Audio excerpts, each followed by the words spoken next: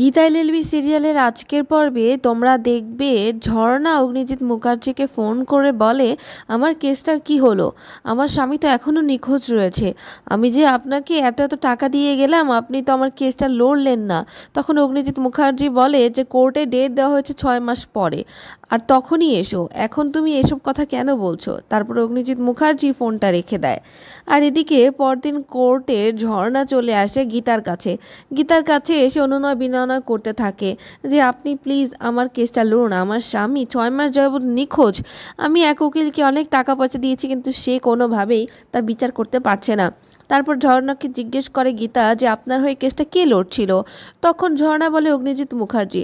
তারপর এখানে ভজন চলে আসে, ভজন চলে এসে বলে ঝর্ণা এবার শ্বশুরের বিরুদ্ধে কেসটা লড়। তারপর ঝর্ণা ভজনকে কিছু কথা শুনিয়ে দেয়। তারপর সেখানে অগ্নিজিৎ মুখার্জি চলে আসে। অগ্নিজিৎ মুখার্জি চলে এসে দেখে যে ঝর্ণা এখানে চলে এসেছে। তারপর ঝর্ণাকে তিনি বলেন, তুমি এখানে কেন এসেছো? আমি তো বলেছি কেসটা আমি লড়ছি, 6 মাস পরে তোমাকে ডেট দেওয়া হয়েছে, আর বিচার পাওয়া এত সহজ নয়, তাই তোমাকে ধৈর্য ধারণ করতে হবে। কিন্তু ঝর্ণা কোনো কিছুতেই রাজি হয় না।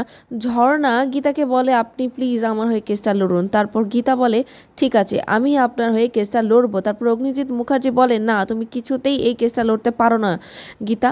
তারপর গীতা বলে বাড়িতে আমি আপনাকে অনেক শ্রদ্ধা করি, আপনার পা ছুঁয়ে আমি সেখানে সংসার শুরু করি, কিন্তু এটা কোর্টে আমি কোনো কারণ কিছুই মানবো না, আমি আমার কাজ করে যেতে চাই। তারপর অগ্নিজিৎ মুখার্জি বারবার বলে তুমি এই কেসটা লড়লে রথীরা। তারপর আর সে কিছু বলে না। কিন্তু এখানে গীতা কোনোভাবেই মানে না, গীতা এই কেসটা লড়তেই চায়।